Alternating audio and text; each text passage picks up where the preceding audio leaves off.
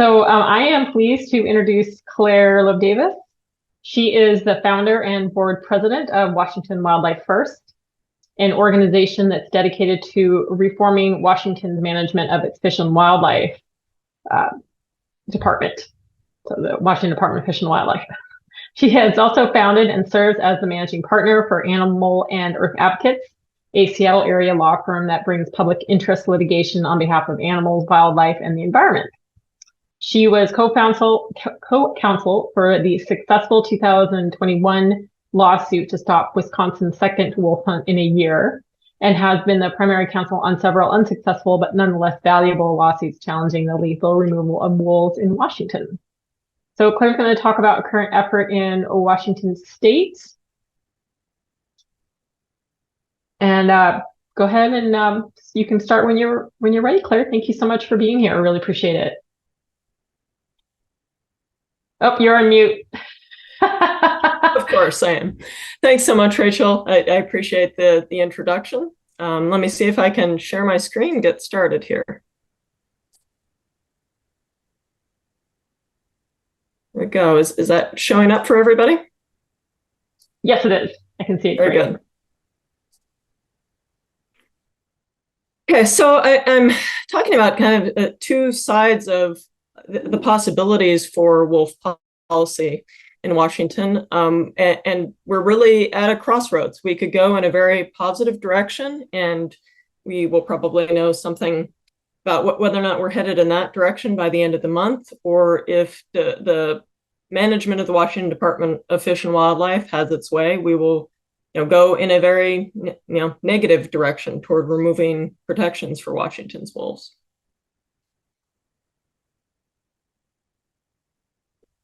Let me see if I can figure out. There we go. All right. I wanted to talk a little bit more about Washington Wildlife First to begin with. We are an organization that formed in Washington in 2021. You see there our vision statement, which is to transform Washington's management of fish, wildlife, and natural spaces from a model of consumptive use to an ethic that values science, respects nature, and prioritizes the preservation of natural ecosystems. We do this work through we use several different tactics, all of which are essentially aimed at reforming the way the Washington Department of Fish and Wildlife manages wildlife. We empower the public to communicate with the agency. We bring advocates together. For example, we have formed a coalition that now has more than 60 local, state, and national organizations as members, and we work together frequently on letters, petitions, campaigns, getting people to turn out to support different causes, so we can all speak with a much louder voice. We advocate for long-term reform.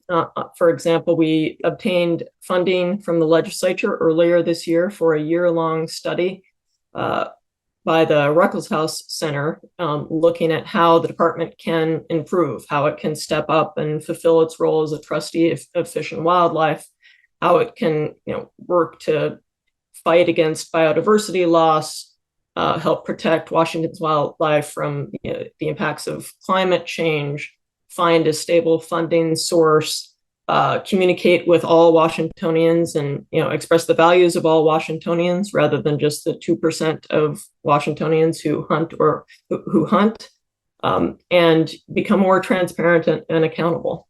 And then relevant, what I'm going to be talking today is more the last point. We also lead efforts, especially among our coalition members, on specific topics of particular importance. And that ranges from wolves, I'm going to talk about today, to fish hatcheries and beavers and cougars, a wide range of topics where we are a leader in terms of pulling together efforts within Washington.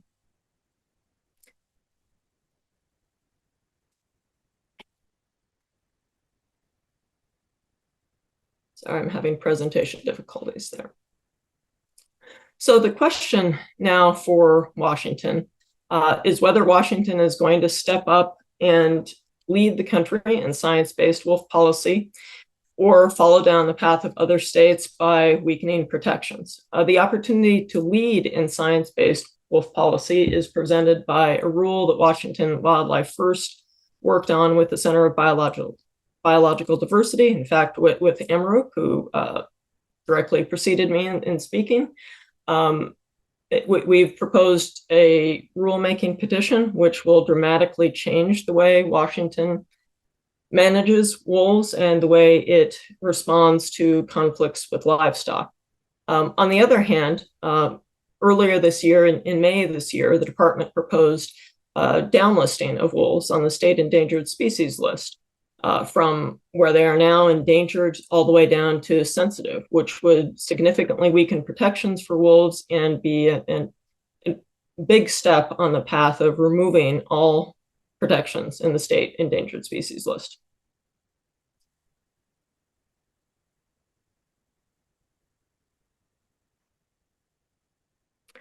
I'm sorry, I have unstable internet. I'm hearing now, so hopefully you can still see at least the slide. We can. Okay, good. Before going into both the proposed rule and the threat of downlisting, I wanted to just talk a bit about the current status of Washington's wolves. Wolves immigrated naturally to Washington in the 2000s, coming down from British Columbia and over the border from Idaho, with the first pack in Washington, with the first breeding pair confirmed in 2008.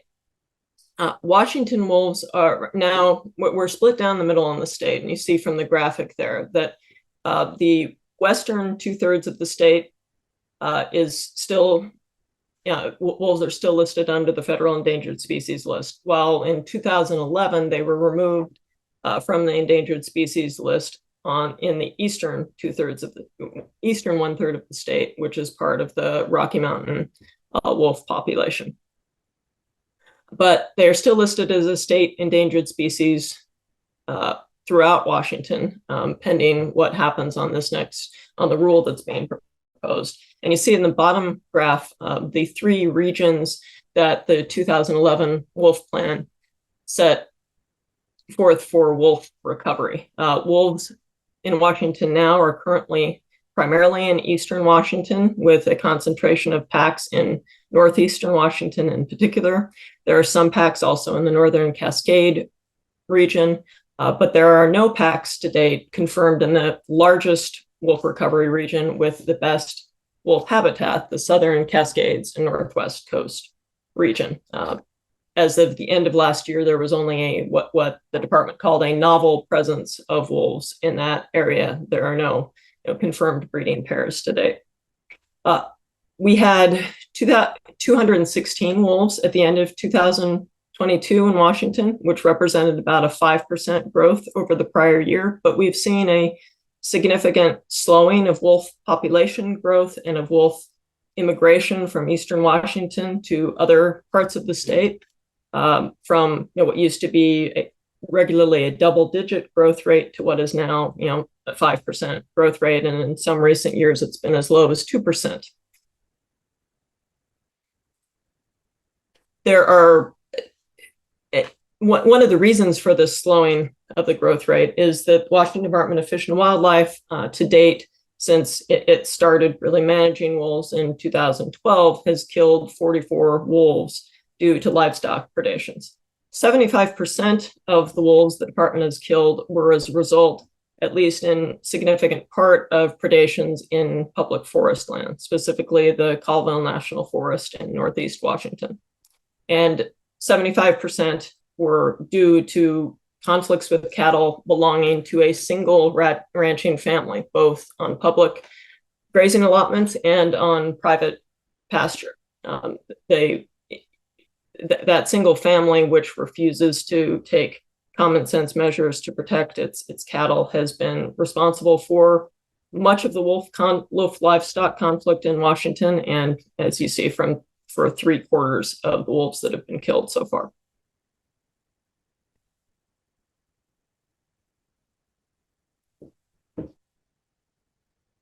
I want to talk first about the wolf protection rule that we have proposed with the groups that you see listed here with our primary partners, the Center for Biological Diversity. We first proposed the rule on July 18th. Then we withdrew the rule and proposed it again on September 15th. The reason that we did this is under statute, the commission only has 60 days to decide whether or not to approve our rulemaking petition. We were coming up on the end of those 60 days, and our petition was scheduled for a hearing, discussion, and vote in just a single hour at the end of a packed special meeting of the commission. It was going to be by webinar, and the commission was also considering 4 of the rulemaking petitions at that time. So we withdrew the rule and refiled it to give commissioners more time to discuss the rule, to give us more time to discuss the rule with commissioners, and in the hopes that it will go to a vote at the next in-person meeting of the commission, which is October 26th and 27th in Olympia. The proposed rule that I'm going to describe, if it had been in place, it would have stopped the department from killing the vast majority of the 44 wolves that it has shot to date.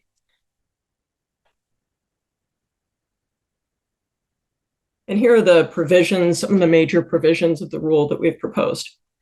Most significantly, it would ban the killing of wolves on public lands or as a result of predations on public lands. That would, eliminate 75% of the wolves that have been killed in Washington to date. That's a provision. While we would love to see it approved, that's probably going to be the most difficult provision to gain approval. So I'm not sure if we're going to make it there, but even if we just get a significant number of the other provisions in place as a rule, it will be very significant. I think most importantly, the rule will set enforceable standards that the department must meet before it issues a kill order. Under the current regime, the department claims that it decides whether or not to kill wolves based on an internal protocol that was developed in conjunction with its wolf advisory group, and which sets some standards that certainly could be improved, but at least sets some minimal thresholds that must be met. For example, the number of predations that there must be before they consider a kill order, and the use of non-lethal deterrence before they consider a kill order. The significant problem, however, has been the department, while claiming publicly to follow that protocol, simply does not in practice. And we've discovered that information through public disclosure requests and the repeated lawsuits that we filed against the department. Otherwise, we would have only its public story, and the commission would have only its public story, which claims to follow the protocol when it does not, in particular with regard to the use of non-lethal deterrence. So our rule would put in place, is the first rule related to wolf management, it would put in place these minimum thresholds that the department must follow. That would include requiring at least 2 non-lethal deterrents to be in place for 2 weeks before a predation would count toward the minimum threshold of predations, which is there have to be wolf predations attributed to a single pack, at least 3 within 30 days of the consideration of a kill order. In addition, we would put in place an enforceable standard that wolves cannot be killed if there is an attractant on the landscape. We've seen in several recent kill orders that there have been actual carcass pits near the area where wolves were predating on livestock, and that any of the predations that were in core wolf areas would not count. Time and time again, and an earlier speaker mentioned the issue with the profanity peak pack, but time and time again, we've seen cattle being turned out right on top of core wolf areas like den sites and rendezvous points. And a refusal by both the department and the livestock owners to effectively move cattle away from those prime wolf sites. And as a result, there is predictably conflict, and then the department kills, and in most cases where this is a factor, kills wolves and destroys the entire wolf packs. Our rule would also limit any kill order to targeting only a single problem wolf. It would stop what we do now, which is going up into a helicopter and using a sharpshooter to kill wolves at random.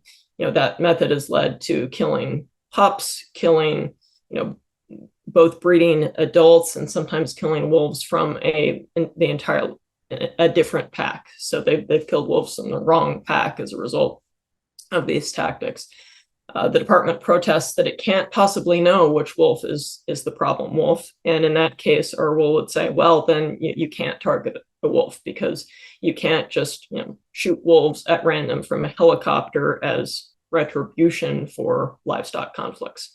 It would also prevent the department from orphaning pups by killing one or both of the breeding pair, and from actually killing pups, which it does with some frequency. Another important provision of our proposed rule is a provision to close the loopholes for what is called a caught in the act shooting, which kind of provides livestock owners a free pass for shooting wolves if they are caught in the act of attacking livestock. This rule has been broadly abused by livestock owners who have shot wolves that were, hundreds of yards away from their livestock at the time. We're not even in pasture with their livestock, may have been chasing the livestock, but certainly not attacking them. In many circumstances where a warning shot fired in the air would have been enough to scare a wolf away, because the wolf was certainly not caught in the act of attacking livestock. And finally, and this is extremely significant, our rule would put in place transparency measures that require the department to tell the public what it is doing in managing wolves, and apprise the public of the decisions that it's making by posting things on the website for everyone to see, posting internal evaluations, for example, on the website, coming up with a structured decision-making process that it would use in making decisions on lethal control, and publishing that on the website. As things stand currently, wolf advocates, everybody in the public has to submit a public disclosure request and wait often many months, sometimes years, to get information on a specific kill order. Turning to the other side of the coin, as I said, we are hoping that our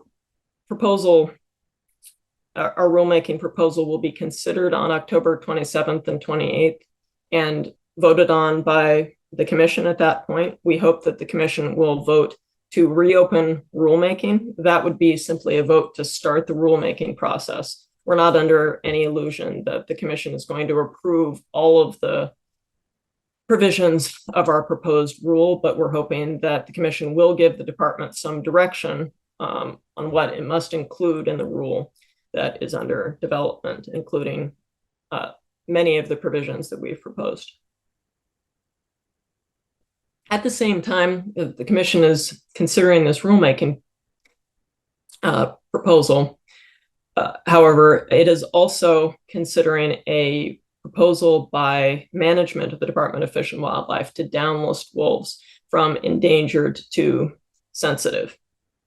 That was proposed on May 18th of this year as part of the department's wolf status review, which is required under the rules for state endangered species. The proposal is entirely based on a single population model that was developed in 2020, which evaluates the likelihood of wolves reaching recovery objectives under different scenarios. I'll talk in a moment about some of the flaws in that population model.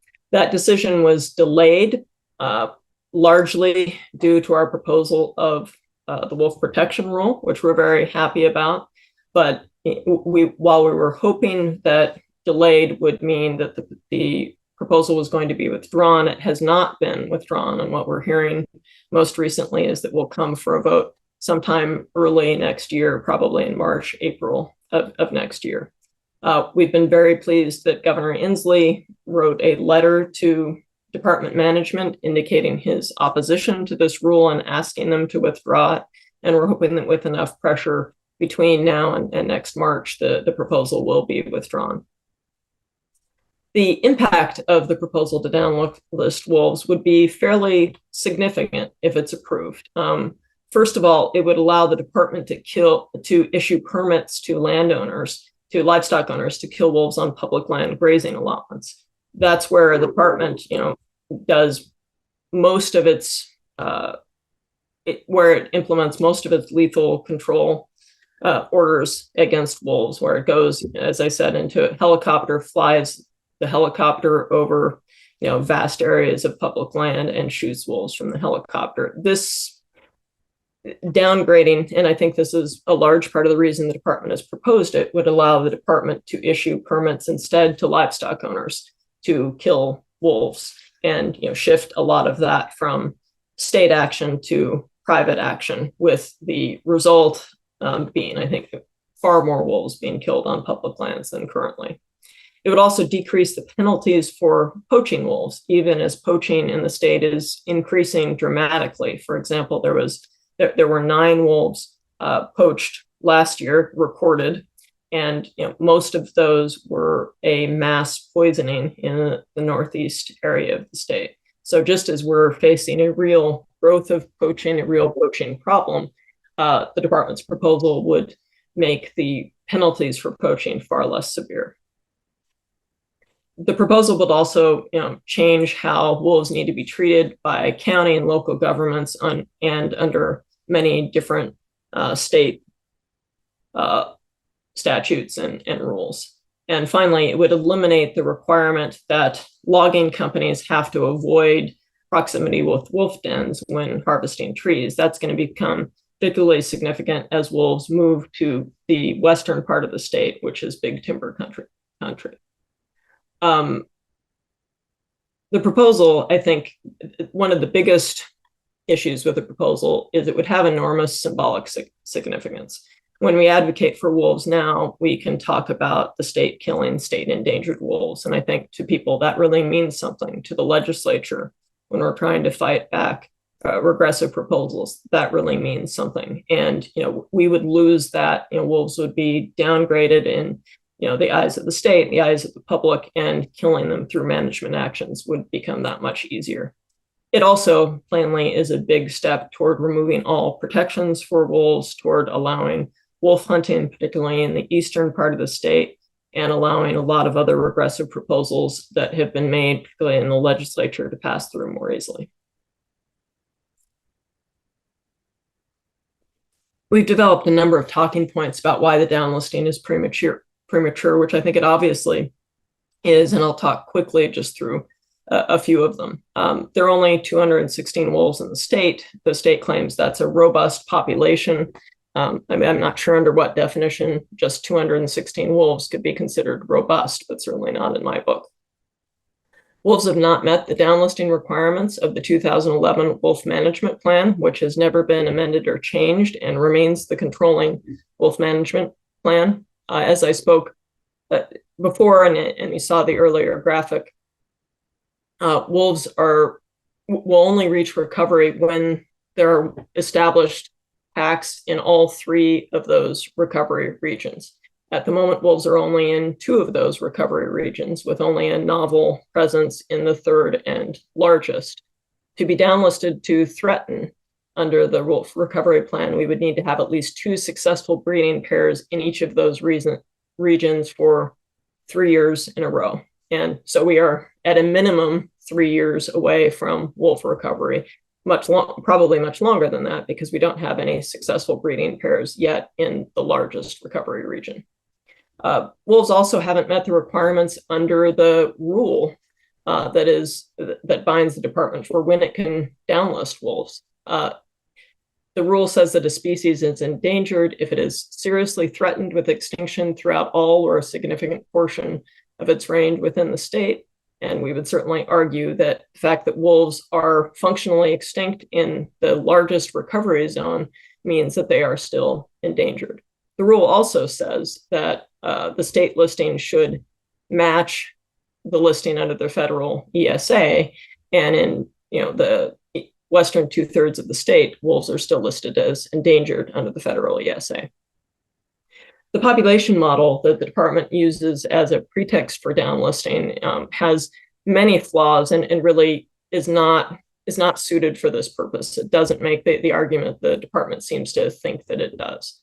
It looks at the chances of recovery in 50 years' time, which is an extraordinary time period to look at, especially because under the 2011 plan, we expected wolves to be recovered already by now. And then it evaluates 5 different scenarios based on different things impacting the wolves of the state. For example, disease outbreak, lack of immigration from other areas, which is obviously a serious concern because of what Idaho is doing to its wolves. Increased hunting, increased management actions. It doesn't actually evaluate poaching at all, which is a serious problem. But another serious conceptual problem is that it evaluates each of these scenarios in isolation without combining, for example, a disease outbreak, more management actions, and a lack of immigration from other states. Even so, the likelihood of recovery, it's above a 50% likelihood of recovery for, and there's a typo on the slide here, for only 3 scenarios. They actually evaluated 8. In the other 5 scenarios, it shows that there is less than 50% chance of wolf recovery within 50 years, which again is a ridiculously long timeline.